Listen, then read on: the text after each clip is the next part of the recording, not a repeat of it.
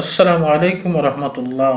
সম্মানিত প্রিয় বন্ধুগণ, আমেরিকা ইসরায়েল তাদের এত অহংকার ছিল ক্ষমতা নিয়ে, তাদের সেনাদেরকে নিয়ে বা তাদের ক্ষমতা পাওয়ার নিয়ে, কিন্তু তারা বিভিন্ন রাষ্ট্রের উপর, এমনকি ফিলিস্তিনের মুসলমান, মায়ানমার, এই সমস্ত দেশদেরকে তারা বিনা দোষে হামলা করত এবং জুলুম নির্যাতন করত, খুন খারাপি করত। কিন্তু আল্লাহ ছাড় দেন, কিন্তু ছেড়ে দেন না। এখন বদলা নিচ্ছে ইরান। ইরানের এই ইমানি পাওয়ার আলহামদুলিল্লাহ এবার বিশ্ব সমস্ত বিশ্বর মানুষে দেখতেছে।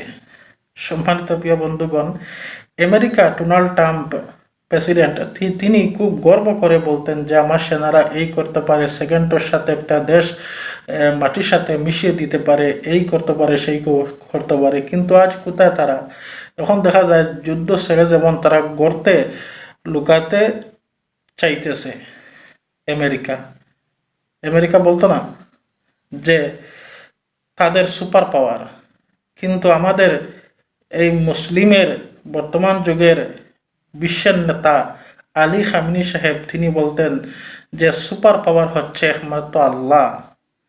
আল্লাহ ব্যতীত এই সুপার পাওয়ার কোনো মানুষের হাতে হতে পারে না। কিন্তু এনার কথা সত্য হয়ে গেল।